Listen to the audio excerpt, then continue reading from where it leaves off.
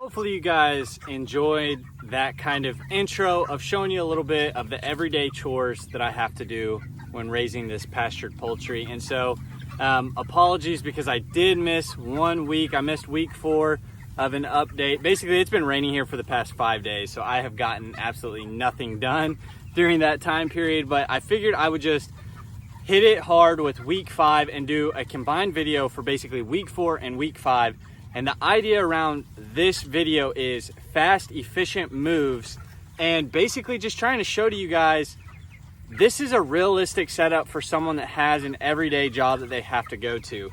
And so I tried to show you guys the majority of the chores, that being bringing out fresh water, same process for fresh food. I just use a 5-gallon bucket. I walk, I don't know, maybe 1/10 of a mile from where I store that stuff, bring it out here first thing in the morning. I wake up 30 extra minutes, but it actually only takes me about 13 minutes to do all the chores related to these birds first thing in the morning. And so I just want to highlight that because when I was first doing the research and trying to figure out, is this something that I want to do, but 2, is it something that I even can do given the fact that I have a job that I have to be at relatively early in the morning, and I can't get away at lunch, have to stay throughout the day. And so does it even make sense? And so I can kind of confirm that for you guys. Obviously you have to try it out for yourselves, but it's super easy for me to do. I've had to lean on Maggie just a couple of times to help with certain things. Like when it was raining, it was hard for me to get out here before work because it was literally just, coming down cats and dogs. But other than that, it's been super doable. And so I've tried to highlight a few things when I was filming those kind of intro chores, but I figured I'd hit on the big things. And so the big things is, 1, you're trying to move at least once a day. So the important piece there is that you have portable fence, which that's the one piece I didn't show you guys. I'm going to save that for the end. You have portable fence that you can get down quickly. You have wheels, you've heard us mention this, but we use chick lifts so that you can pop the chicken tractor up quick and move them quickly. Again, that piece takes me maybe, 45 seconds to pop it up and then go to the front and pull it forward. The other piece that is important is you'll see my water setup, and full transparency, I didn't come up with this. I stole this idea from Sow the Land, if you're familiar with their YouTube channel. But basically, I set a 5-gallon bucket up outside of the coop. I run a vinyl cord of tubing inside to another 5-gallon bucket, and basically what it allows me to do is bring my water out here, and before I even make the move, or if I want to wait until after I make the move, I can just pour the water into this bucket, and it keeps me from having to go in, open the door, a chance of letting birds out or whatever it may be. And so that's kind of step 1 of something that I do every morning. And then step 2 is same method, 5-gallon bucket. I fill it full of feed, which I keep down in my barn. And I just bring it up here and I move them forward to fresh pasture so that it's not as messy when I have to walk in. Also, the birds are kind of distracted because they're already chasing insects and eating some of the seed heads. And I fill their feeders. I shut the door. I'm done inside the coop. I can then fill the water out. I can move the fence forward and I'm good to go. And so again, all of that takes me for 2 chicken tractors, moving 51 birds, about 13 minutes every morning. That is very doable. Anyone has the discipline to wake up 15 minutes early. So, this video, the whole idea is to confirm it for you that time in your day cannot be the reason that you're not raising your own food. It is still a hassle, but it is very doable. And, I've kind of mentioned this before. It doesn't really feel like chores because it's kind of peaceful in the morning. You get to see the birds kind of doing their thing. And so that piece of it is just kind of a great way to wake up, enjoy God's creation, and kind of see your day-to-day work and watch it kind of grow in front of your eyes, if you will. So anyways, that was the main idea of today's video.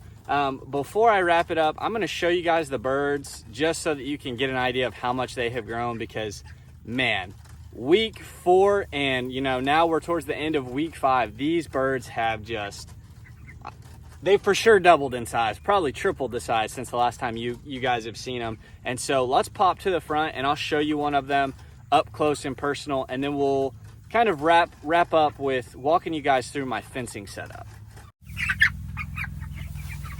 So I don't want to stress them out too much, but here's a look at one of the broilers. Again, this is a bird that is 5 weeks old. I mean, it is nuts how heavy this thing is. You can already feel the meat in the breast and the thighs just really starting to mature on the bird. And they've got 3 more weeks to go out here on pasture, and it is just truly, my mind has been blown at how quickly these birds grow, and truthfully how well they've been doing on the pasture. And so on that note, I was going to show you guys this. Let me close the door first. But one thing I have kind of seen people say in the past, and an added chore that they do, if you can see the grass that I'm in, it's kind of hard for you guys to see, but it's pretty tall. It's about knee high. And one thing I've heard people talk about is how they'll keep a mower by their chicken tractors, and they'll actually mow the path in front of the birds before they move them. For me personally, I kind of think that's unnecessary. Just showing you guys, you just looked inside the coop, but essentially what happens, if you can see, is when I drag that tractor across, it just lays all the grass down. And really what the birds are after, they're not eating the stalk of the grass, they're eating the seed head. And so really all it does is when I drag that forward and knock it down, is it just puts it right in front of their face for them. And so I do that each morning. They eat on the seed heads for probably, I don't know, the first piece of the day. I know that when I'm out here 5 minutes watching them, they're focusing on that before they hit their food. And so it's, I would personally say you don't have to do that. Again, I've heard some other people talk about they do it when they first move their birds out. Fortunately, we moved them out. We were early enough in the summer to where the grass wasn't that tall. And so it's kind of worked out for us. So as I go to kind of wrap this video up, I did want to show you guys a big piece of 1, safety for your birds, but then 2, efficiency with moving them. Again, is the kind of fencing you're going to use. If you guys watch any other videos on my channel, you know that where we live is Oklahoma, and we deal a lot with predators, specifically coyotes. And actually, since I've had these birds out here, I've had a skunk come through the field right by them. I've had several different coyotes. Obviously, just my personal beliefs, I try to grab the gun and take care of predators when I see them firsthand that way. But obviously during the night, there's times where different kind of predators are sneaking up to this coop. And so that 1 strand of electric fence is absolutely imperative to making this work. I started out actually running it around the coop twice to give it 2 strands because I was so skeptical of 1 strand working. And truth be told, it just wasn't efficient enough for me. It was taking me twice as, so instead of 13 minutes, it was taking me almost 30 minutes just because that 2nd strand. And so I ditched that pretty quick. And again, we're not through the woods yet, but the 1 strand has done wonders for me so far. And so let me show you what I've got that 1 strand hooked up to, why it's efficient, and how I'm keeping it plenty hot enough.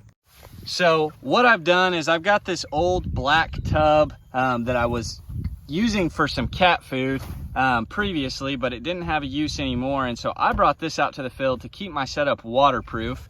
And what I've got inside is let me hop on this side so you can see.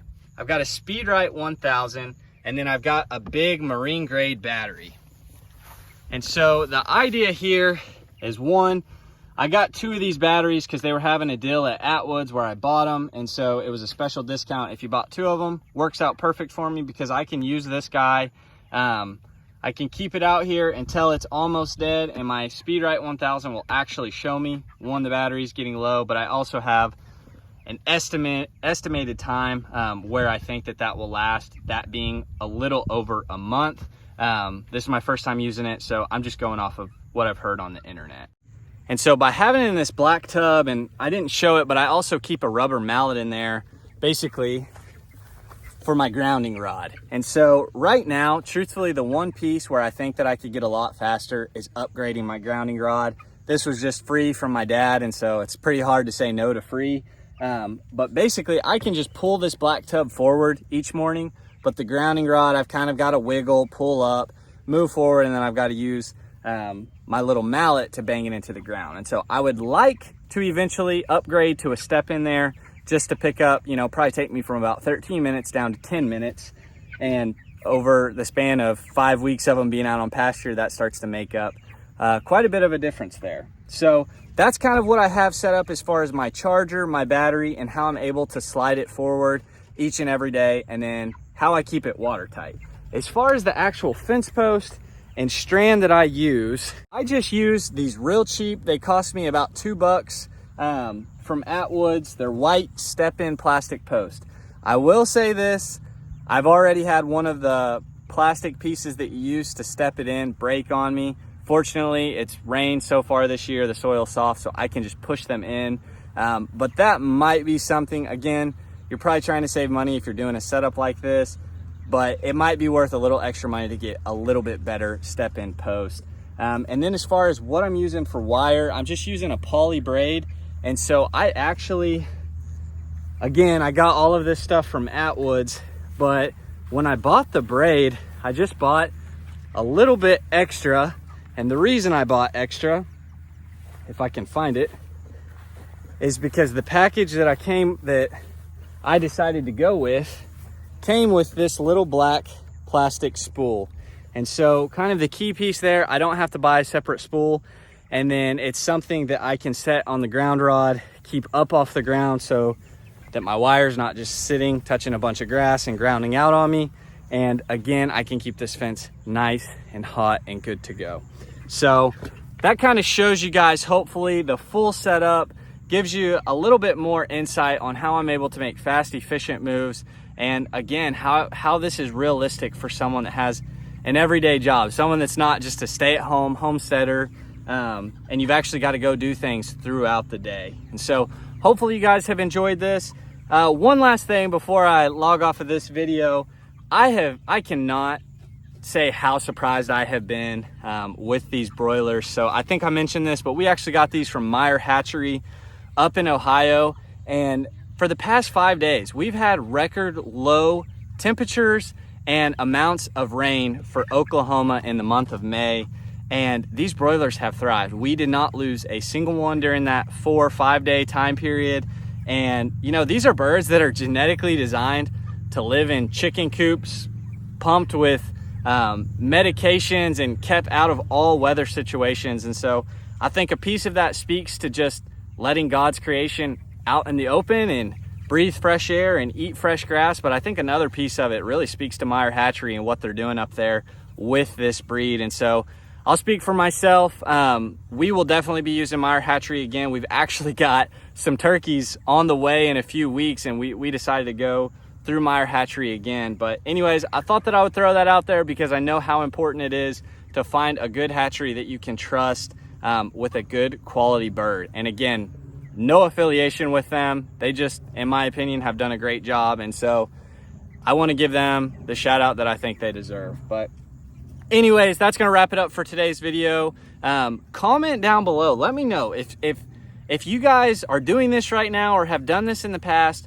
Number one, what is some of the key things that you're doing to make it as fast as possible? And then number two, what breed and what hatchery do you guys use? Because I'm just curious. I've heard Meyer Hatchery is the one I heard a lot about. And then I've also heard a lot about Murray, I believe. And so I'm just curious if there's other good hatcheries out there and if there's any other ones that are closer to Oklahoma. So let me know there. I am curious to hear your thoughts, but until next time, hopefully you guys like this video and subscribe to follow along. See ya.